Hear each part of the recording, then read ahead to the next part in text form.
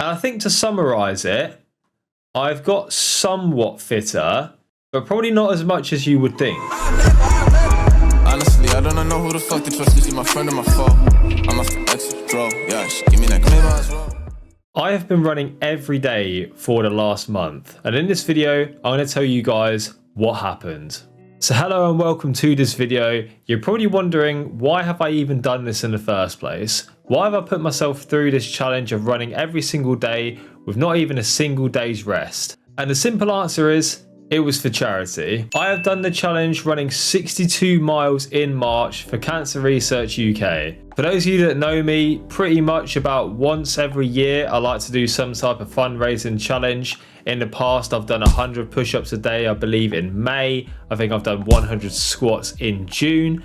But every so often, I do like to do some type of charity challenge relating around fitness. I mean, of course, you can see by the name of this channel, I am a fitness person. I do take my fitness seriously. I do really enjoy my health and fitness and working out. And I always like to put myself through some type of challenge. So the fact that I can relate a fitness aspect of a challenge to raising money for a good cause, it works well for me. So I've run 62 miles in March for Cancer Research UK. So far, as of the time of making this video, we have raised £170. The donation page is still open if you guys would like to make that up to my target of £200 or even beyond that. You can find a link to that in the description of this video. And so you're probably wondering what has happened to me by running every single day for an entire month. That's 31 days. You can see I'm still wearing the top. I'm just about to go out for the final run of the challenge.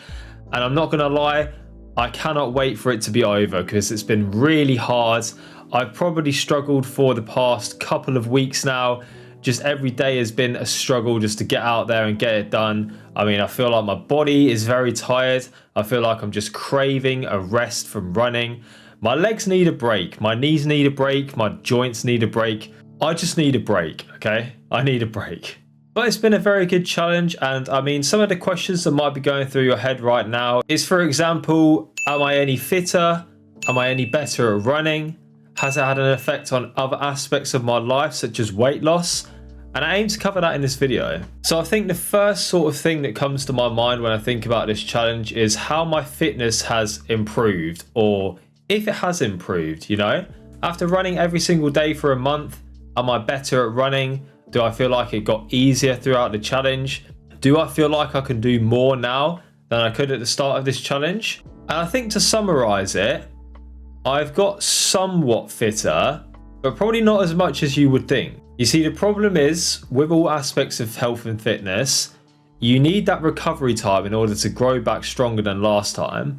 But the problem is, if you're running every single day, you don't give your body that chance to recover. So rather than feeling stronger in my runs, rather than feeling fitter in my runs, rather than feeling like I can do them easier, my body has felt like, especially in the back end of this challenge, that it just doesn't want to go.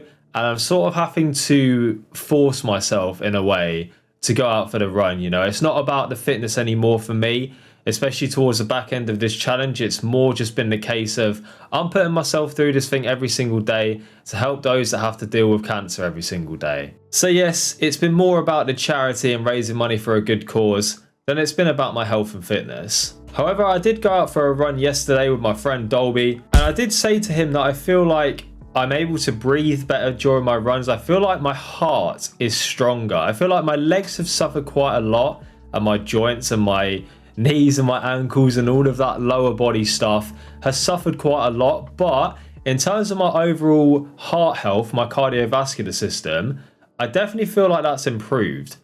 I find it easier to breathe properly when I run. I feel like my heart is stronger. I feel like it's pumping better. And overall, I definitely feel like my cardiovascular system has improved. What's suffered, however, is my lower body, and that's what really needs to break. So I don't know, maybe I'll do some swimming for the next week or something like that. I'm not sure, but for the next few days after my run today, I am going to take a break from running. I'm going to give my legs the recovery time that they need. And I'm probably going to go to maybe 2 or 3 days a week running. But I can tell you for a fact, as hard as this challenge has been, and as much as I want to break from running now, I'm not going to give it up completely. I just need to dial it back a little bit. In terms of weight loss, or just my overall weight in general. I wanted to discuss this because something a little bit surprising has happened. I guess it depends if you find it surprising or not, but I kind of do. So especially, I know I've said this multiple times already, but in the back half of the challenge, I've not really been tracking my calories like I was before, and I've definitely been eating more calories than I was previously. I'd say on average, I've probably been eating around 3,000 to 3,500 calories. And before that, I mean, if you guys have watched some of my other videos, you would have seen that I was doing 75 hard before this, and I was eating around 2,500 calories and losing weight. My thoughts initially were, I'm eating so many calories, and yes, I am running every day, but I'm only clocking in around about 2.5 miles. I was essentially doing 2 laps of my local area, and it came out to about 2.5, 2.6 miles or something like that. So I did a little bit extra, but I just thought I might as well complete a lap. But I didn't think I was burning enough calories doing that run every single day to offset the amount of calories that I was eating. However, weighing myself today, I've started to weigh myself now once a week on a Sunday, rather than before I was weighing myself every single day. Because I still want to keep track of where my weight is and what my body looks like. So I'm still taking progress pictures on a Sunday as well. That's coming back from the 75 hard challenge that I was doing before, but just toned down a little bit. What I was surprised to find is that my weight is kind of staying the same. So I got down to around about 185 pounds. I'm rounding up here, so it's a little bit less than that. But today I weighed myself after essentially another week of what I thought was overeating, you know, maybe eating a few too many calories. It's now Easter. The Easter eggs were out like a few days ago, and it's Easter Sunday as I'm recording this, and I'm definitely going to be eating a few more Easter eggs over the next few days, and I'm definitely probably going to be getting one down me today. But I thought, I'm eating too many calories. I'm definitely going to be gaining some weight. I'm definitely going to be looking different, you know, looking bigger, maybe holding on to a bit more body fat. But if I'm being honest, not only has my weight stayed exactly the same, but I'm looking just as good as I ever have at my peak. I do feel like I'm at the peak of my physique right now from what I've done over my past 8 years of lifting and training. I definitely feel like I'm up there with the best that I've looked.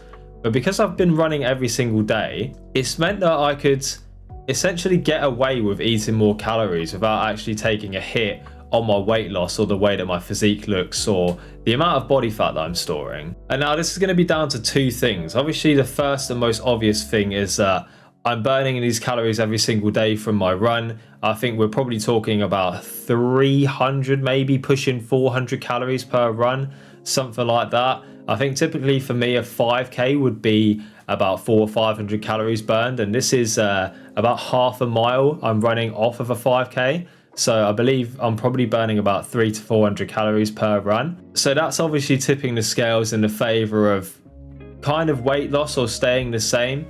It's an energy balance thing. So I may be eating more calories, but I'm definitely burning more calories as well. So you can see where the scale is probably around about evening out here.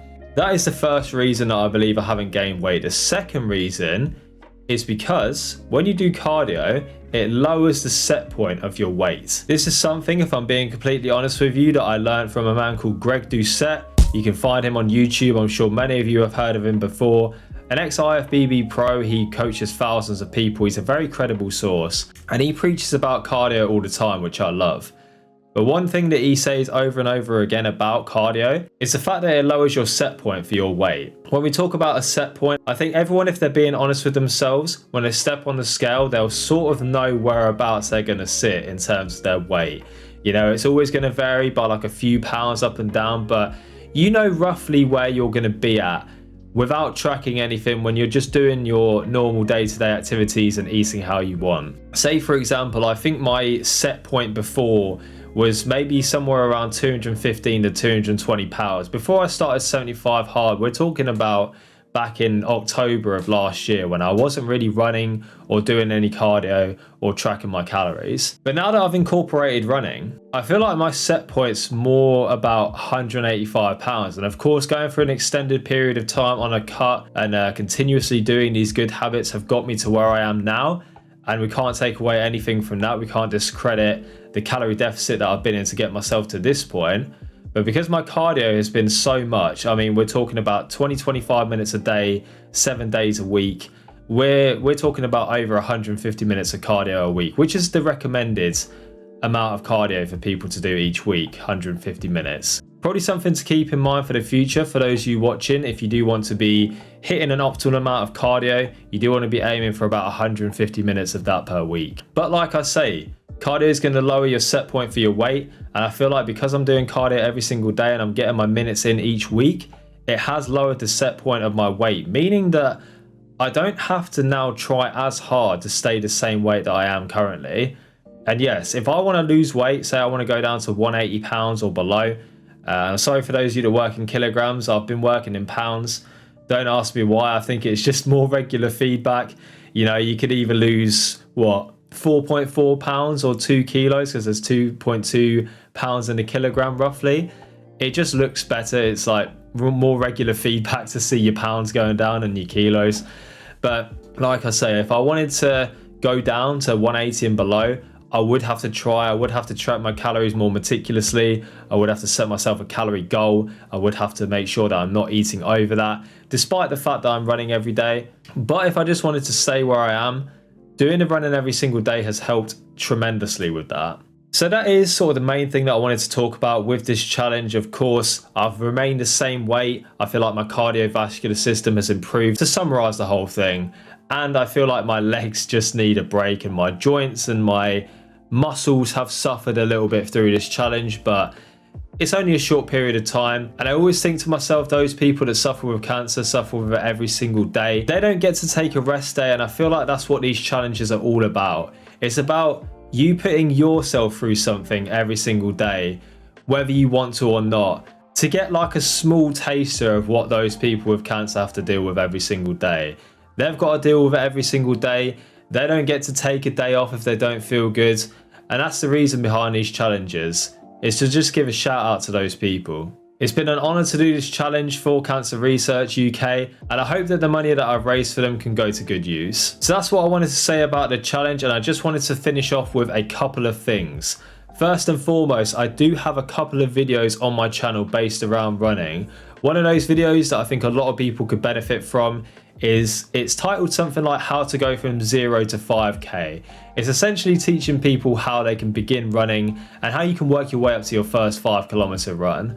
I definitely recommend checking that out, and you guys can click the I in the top right of your screen right now to see that video and get yourself started on your running journey. And the second thing that I wanted to discuss is what's next for me. What am I going to do after this challenge? Obviously tomorrow is the first day where I'm not going to have to run, and I'll be honest, I'm not going to run. I'm not going to run. I need a rest. But following on from that, I'm going to have maybe 2 or 3 days rest or something like that. I'm going to give my body a little bit of a break from running, and I'm going to let myself recover, which I've needed for at least the past couple of weeks now. But moving on from that, I think I said it before, I'm planning to do maybe 2 or potentially 3 runs a week, but I'm thinking I might do 2.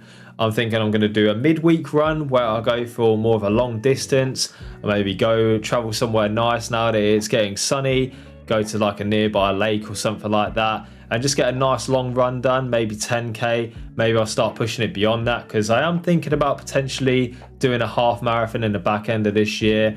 And then every Saturday there is a park run at my local park, and I haven't been there for a little while, and especially over this month, because I didn't want to push things too hard, because of course I'm having to run every single day anyway. And in my mind, I didn't want to do more than I needed to, because I didn't want to end up causing myself an injury. So I tried my best to just stick to, 2.6 miles a day, but not push it further than that. But if I'm having the rest days that I need, I want to go back to doing the park runs again, 5k, maybe try and set a new PB there, maybe even do a little extra run afterwards as well. We'll see how it goes. But running every single day, I wouldn't recommend it. It's definitely not for me. But of course, if you are going to do it as a challenge and raise money for charity, I think why not? It's for a great cause. You know, you're putting other people before yourself. I feel like it's a good thing to do every now and then. So that's my plan going forward. Guys, thank you very much for watching this video. Please do leave a comment with your thoughts, and comment water bottle in the comment section if you watch the whole thing. I really appreciate you guys. You're definitely going to help this video with the YouTube algorithm, especially if you drop a comment, and if you could just like the video as well, that would be excellent. Thank you very much. And I'll see you in the next video. Goodbye.